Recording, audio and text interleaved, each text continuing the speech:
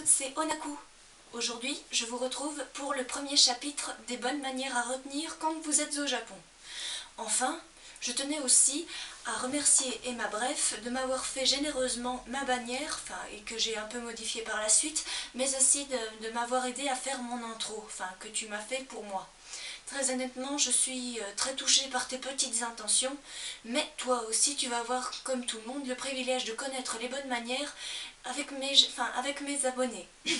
Enfin, sans plus attendre, je vais vous initier. Alors, dire bonjour au Japon, c'est konnichiwa pour la journée, ohayo nasai ou ohayo pour le matin, bonjour le matin, konbawa pour bonsoir, bonjour le soir, mais déconseillé de dire oyasumi nasai, ça veut dire bonne nuit. Enfin, vous devez savoir que les femmes doivent joindre leurs mains pour dire bonjour et les hommes doivent mettre les bras le long du corps pour dire bonjour en saluant.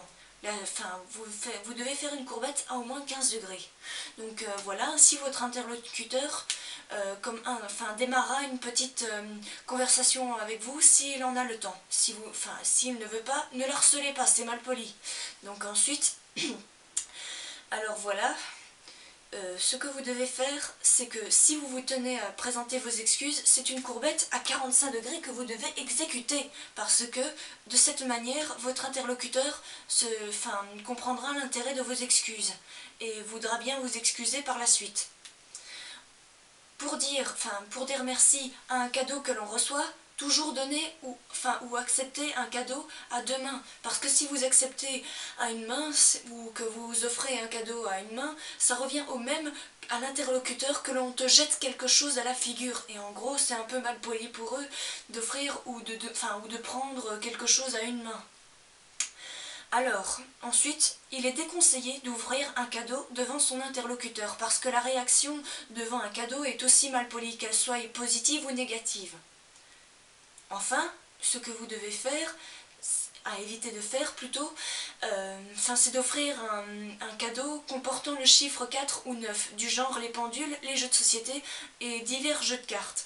Donc évitez les cadeaux à chiffres, pourquoi pas parce que le chiffre 4, pour eux, c'est synonyme de mort.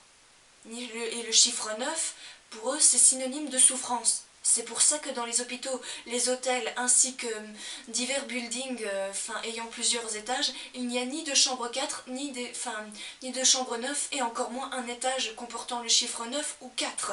Donc voilà, pour eux, c'est par mesure de sécurité venant d'une superstition, quoi. Alors voilà, maintenant, ce qu'il faut faire, c'est que quand vous acceptez un cadeau, vous devez au moins attendre que votre interlocuteur ne soit plus là pour qu'il puisse contempler votre visage. C'est mal poli, de nouveau. Parce que, ouvrir un cadeau devant son interlocuteur, que ce soit tard ou un peu plus tard, ce n'est pas le moment, quoi. Alors voilà. Alors, les bonnes manières à table. Les baguettes sont toujours titulaires, irremplaçables. Donc voilà, c'est entre l'index, le majeur et l'annulaire. Donc voilà, la tenue doit être uniforme à celle des Japonais pour que vous puissiez les mettre à l'aise. Attention, il est fortement déconseillé de pointer du doigt, ou plutôt de pointer des baguettes, votre interlocuteur ou quelqu'un d'autre, c'est extrêmement mal élevé. Ni de tirer des plats. C'est aussi mal élevé pour eux. Alors, ce que vous devez faire, c'est que quand vous voulez manger du riz ou une soupe, voire même des sushis, déconseillez de faire ça. Parce que pour eux, tenir verticalement ces baguettes comme celle-là, comme ça leur rappelle un sacrifice qui va les choquer. Donc c'est pour ça qu'il est recommandé de manger à l'oblique avec ces baguettes. Ainsi, vous aurez l'air de quelqu'un de bien élevé. Enfin, si vous voulez reposer votre bol avec vos baguettes, vous devez les mettre dessus, sur votre bol. Alors, pour le thé, ce que vous devez faire, c'est que vous devez demander, en tendant bien le bras à votre interlocuteur, du thé. Il vous servira du thé, alors. Demandez-le humblement. Parce que, si vous le déposez comme ça, et que vous attendez qu'il fasse tout pour eux, c'est mal poli que l'on serve quelqu'un comme un roi. Mais ce qui est bien, c'est, justement, ce qui est conseillé, c'est de savoir que les gens sont à votre service que si vous faites la moitié du chemin pour lui.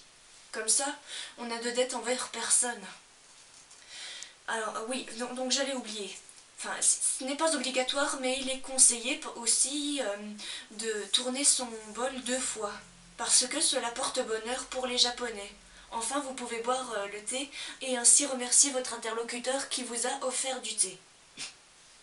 Alors, pour le saké, ce n'est pas obligatoire non plus de faire tourner 2 fois. Croyez-moi, le saké, c'est plutôt pour les festivités, se décompresser, se lâcher, bref. On va dire que le saké c'est festif, mais le thé, c'est, on va dire, plutôt pour se détendre, le zen, enfin bref. Donc voilà. N'oubliez pas non plus que pour les guides de conversation japonais sont aussi très utiles. Il n'y a pas de honte à se trimballer avec un livre comme ça, disant à son interlocuteur et essayer de demander ce qu'il faut, quoi. Bref. Et pour dire au revoir, c'est une simple courbette aussi.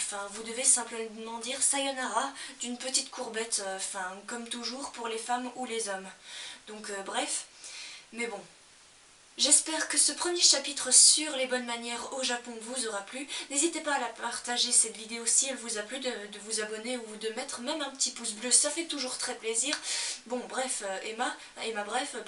je tiens encore à te remercier. Je vous dis aussi à mes abonnés, bye bye bo, sayonara, minasan.